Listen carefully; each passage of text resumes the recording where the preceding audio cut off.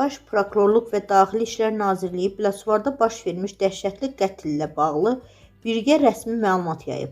Ajans xəbər verir ki, Biləsuvar rayonunun İsmətli kənd sakini 1955-ci il təvəllüdlü Almaz Cəfərovanın qəsdən öldürülməsi faktı üzrə cinayət işi başlanılıb.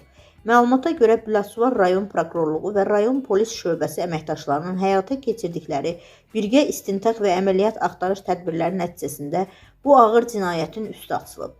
İlkin araşdırmalar zamanı müəyyən edilib ki, 2000-ci il təvəllüdlü Qasım Həsənov və onun bacısı 1995-ci il təvəllüdlü Gülbəniz Həsənzadə əvvəlcədən planlaşdırılmış şəkildə cinayət törədiblər.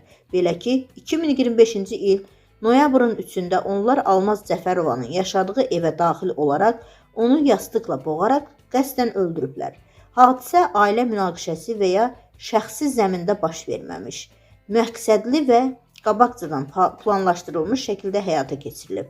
Hüquq mühafizə orqanları tərəfindən aparılan geniş araşdırmalar nəticəsində qətl hadisəsini törədən şəxslər müəyyən olunaraq saxlanılıb.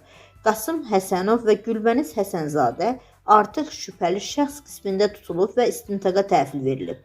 Faktla bağlı Biləsuvar rayon prokurorluğunda Cinayət Məcəlləsinin 120.2.1-ci maddəsi ilə cinayət işi başlanılıb. Hazırda istintaq davam etdirilir.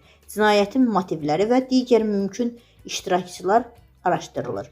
Hadisə rayon ictimaiyyəti arasında ciddi rezonans doğurub, hüquq mühafizə orqanları cinayətlə bağlı əlavə detalları araşdırıldıqca ictimaiyyətə məlumat veriləcəyi bildirilir.